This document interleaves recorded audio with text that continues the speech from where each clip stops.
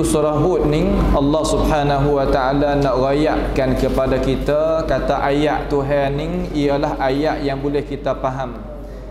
Sebab itulah Allah Taala kata kitabun uhkimat ayatuhu, kitab yang boleh kita faham ayat-ayatnya. Thumma fussilat min ladun hakimin khabir.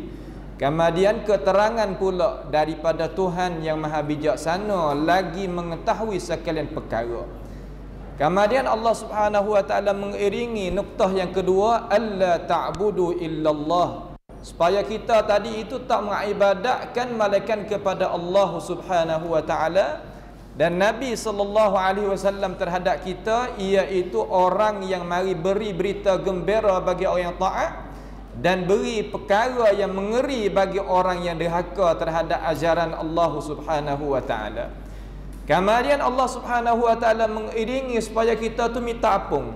Wa anistaghfiru rabbakum thumma tubu ilaih. So kita itu minta ampun kepada Allah Subhanahu wa taala dan minta rajak diri daripada kesalahan yang kita tadi itu buat. Tiap-tiap manusia tidak boleh nak lari daripada kesalahan yang dia tadi itu berlaku dengan Allahu Jalla Jalaluh. Dengan sebab itu Tuhan tutup daripada kita supaya kita minta ampun daripada Allah. Kemudian lepas daripada tu Allah Ta'ala kata aku sendiri yang merezekikan kamu, aku sendiri yang mewajib di atas diri aku hendak merezekikan kamu wahai manusia, dan segala-gala perkara yang aku jadi. Wa ma min dabbatin fil ardi illa 'ala Allahi rizquha wa ya'lamu mustaqarraha wa mustawda'aha kullun fi kitabim mubin.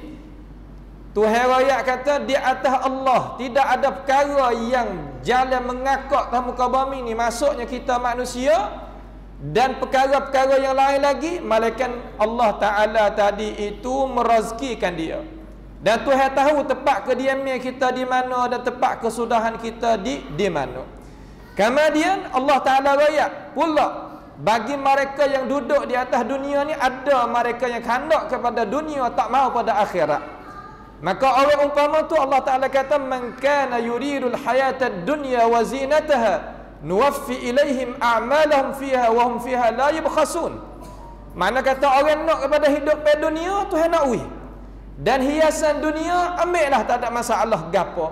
Kenapa? Kerana dunia ni tidak ada harga di sisi Allah kalau kita tak mengabdikan di dalam dunia ini dengan kita sembahnya Tuhan, mengabdikan diri kepada Allah Subhanahu wa taala, maka tidak ada harga apa-apa dunia untuk kita. Lepas daripada tu baru Tuhan wak masukkan kisah daripada kisah Nabi Nuh alaihi salam. Nabi Nuh ni awal rasul yang Allah Subhanahu wa taala utus marikan kepada ini dunia. Dia bawa gapo? Bawa di salah satunya sahaja, alla ta'budu illallah, supaya kita tadi itu tidak ibadat lain daripada Allah Subhanahu wa taala. Lalu kaum dia tak kala Nabi Nuh tu dakwah mula-mula, qalu kata mereka itu, ya Nuh qad jadaltana fa aktsarta jidalana. Hey Nuh ni mungkin banyak ni mewaris ajaran tak serupa dengan tok nenek moyang kami ni. Perkara tersebut tadi itu didengarkan oleh telinga-telinga Nabi Nuh dan orang-orang yang berikut Nabi Nuh. Kemudian Allah Subhanahu wa taala nampak keadaan Nabi Nuh alaihi salam, dakwah dia tadi itu kita kira atas 10 tahun tu masuk agama Islam tu sore. 10 tahun tu sore. Sebab Nabi Nuh pakai masa dakwah semua 950 tahun semua. Alfasanatin illa 50 'ama. Makna kata 950 tahun pakainya masa. Walau begitu boleh 80 orang lebih hak boleh naik di atas perahu sekalinya, sehingga anak dia sendiri pun tak naik.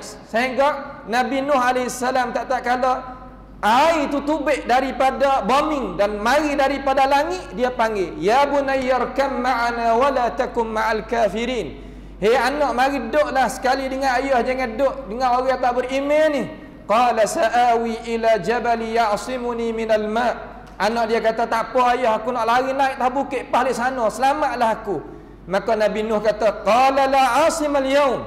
Hari ni tak ada dia selamat wahai awal, wahai anak. Malaikat orang yang naik perahu sekali dengan ayah, akhir sekali fakana minal mughraqin, termasuk dia daripada golongan orang yang ditenggelamkan di dalam air, tak najah daripada siksaan Allah Subhanahu wa taala. Lalu Nabi Nuh anak ni bahasa dia lah yang minta daripada Allah Subhanahu wa taala, kata ni anak aku, apunglah wahai Allah akan dosa anak aku. Lalu Allah Taala kata pada Nabi Nuh, la tas'alni, jangan minta umpama ni, innahu laysa min ahli, innahu amalun ghairu salih, dia bukan anakmu, dia bukan ahlimu.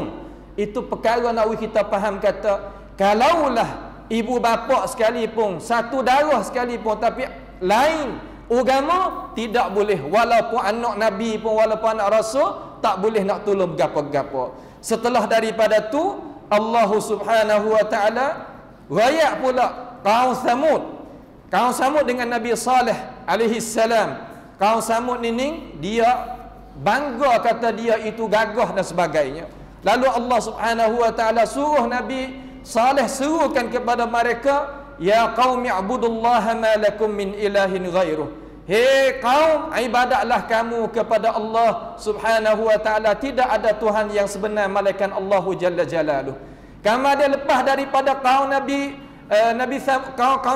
Saleh, iaitu kaum Samud ni, mari pula puak-puak Nabi Syuaib di Madian. Nabi Syuaib ni, puak-puak di Madian ni kebanyakan dia suka perniagaan. Tapi perniagaan makan mata kelo, makan cupak, sukatan dan sebagainya.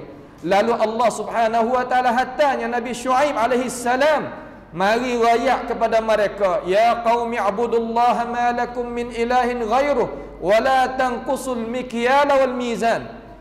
Kaum, ibadatlah kamu kepada Allah Jalla Jalaluh, jangan kamu ibadat lain daripada Allah, dan janganlah kamu itu mengurangkan timbangan dan sukatan. Itu kaum Nabi Syuaib di Madian. Seterus daripada tu Allah Subhanahu wa taala rayak kepada kita, iaitu Nabi Musa alaihissalam sekali dengan Firaun. Firaun ni dia buat tengok, kata dia ni ikut suruh gapo-gapo, urusan dia tu luluh belaka. Lalu Allah Subhanahu wa taala kata, wa ma amru firaun bi rasyid, urusan Firaun tu bukan kena, tetapi dengan sebab dia pakai kaedah fastakhaffa qaumahu fa ata'u, makna kata dia pakainya kaedah membodohkan rakyat-rakyat dia. Akhir sekali orang yang turutnya Firaun tidak berjaya, orang hak turutnya Nabi Musa AS maka berjaya. Akhir daripada ini surah, Allah Subhanahu wa taala khitamkan ini surah iaitu dengan ayat kata, yauma ya'ti la takallamu nafsun illa bi idnih faminhum syaqiyyun wa sa'id. Hari kiamat nanti pecah tubik daripada manusia ni dua golongan. Faminhum syaqiyyun wa sa'id, ada yang tidak bahagia, ada yang bahagia.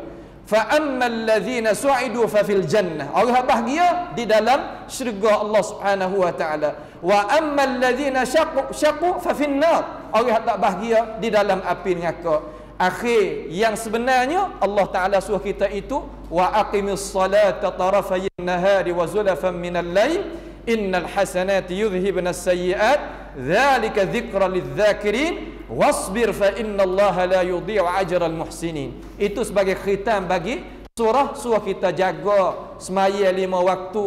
Dan ingatlah wahai manusia, kata kebaikan yang kita kerja boleh jadi sebab mengampunkan kesilapan, kesalahan, dosa yang kita kerja.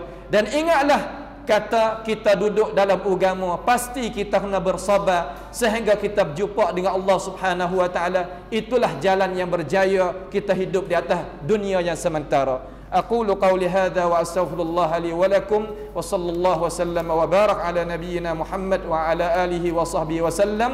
Wassalamu alaikum warahmatullahi wabarakatuh.